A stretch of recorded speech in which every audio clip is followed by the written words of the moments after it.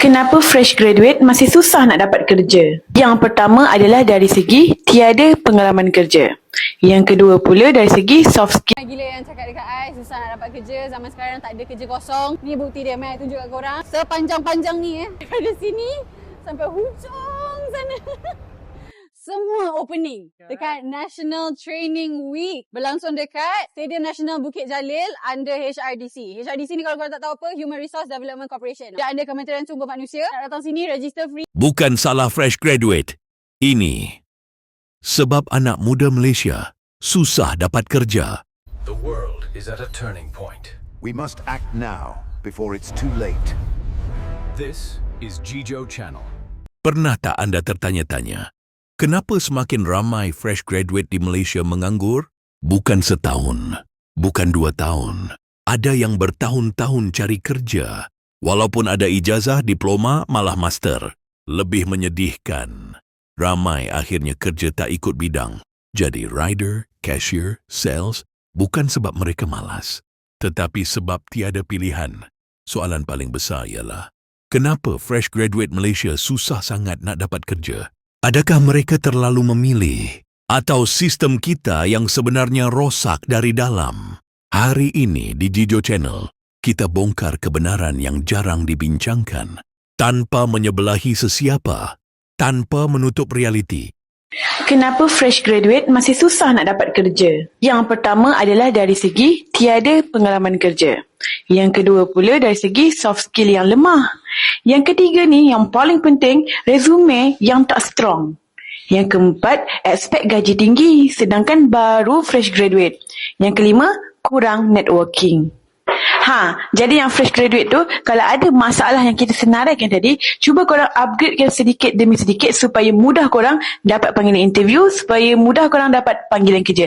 InsyaAllah. Jadi kalau info-info kita ni kongsi menarik, tunggu apa lagi? Tekan button follow kita. Berapa anggaran gaji yang awak rasakan sesuai? Gaji sesuai untuk lepasan macam saya degree adalah sebanyak 3,000 ke atas lah. Saya rasakan 3,500. Ekonomi sekarang 3,000 lah. Saya rasa 3,400. For me, based on skills, experience, my cars, I would say 5K.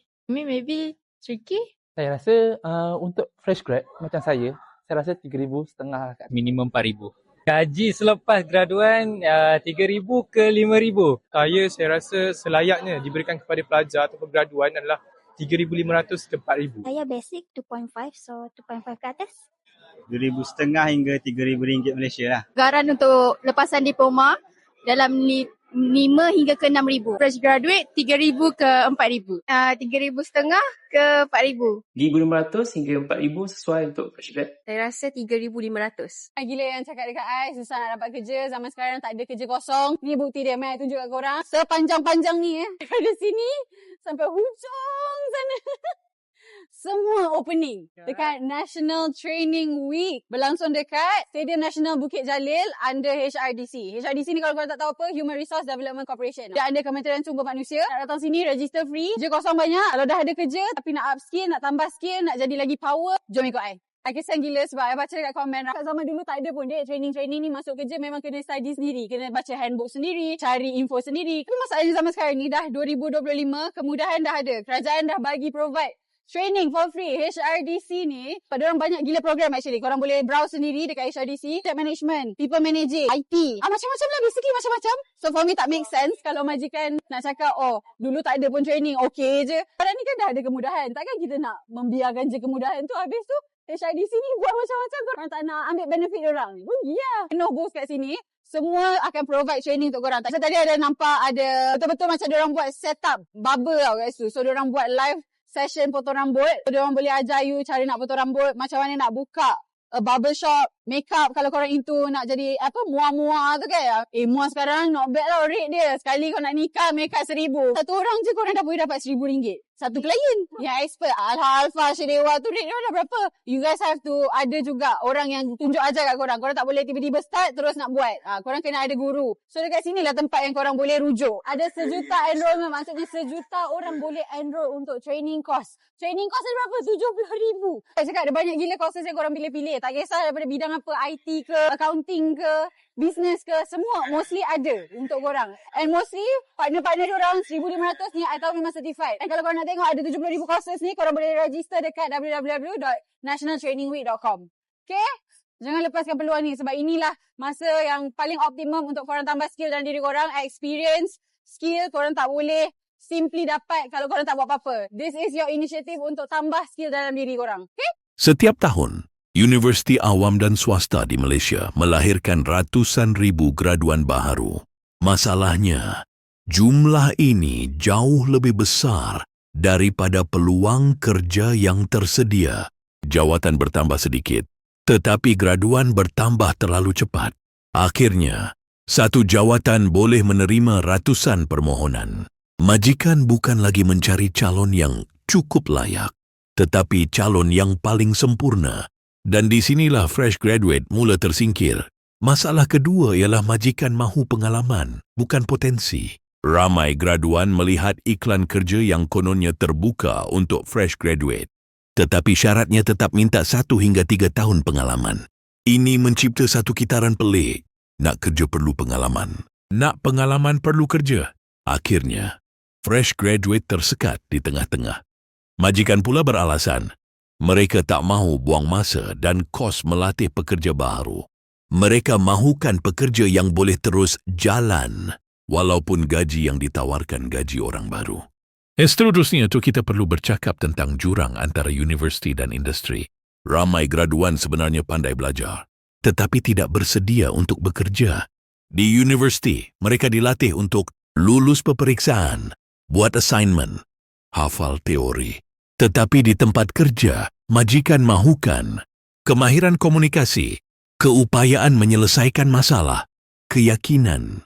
Ramai fresh graduate terkejut apabila masuk dunia kerja. Apa yang dipelajari bertahun-tahun langsung tidak cukup untuk menghadapi realiti sebenar. Belum lagi isu bahasa Inggeris.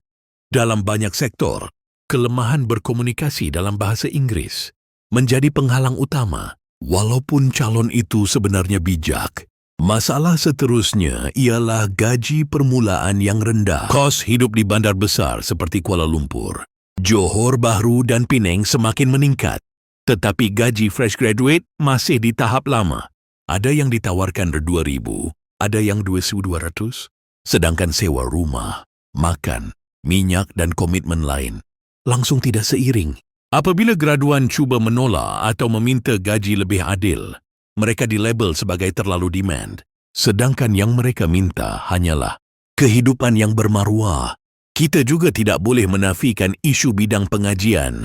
Ada bidang yang melahirkan terlalu ramai graduan, tetapi peluang kerja sangat terhad. Bila permintaan rendah dan penawaran tinggi, nilai graduan jatuh.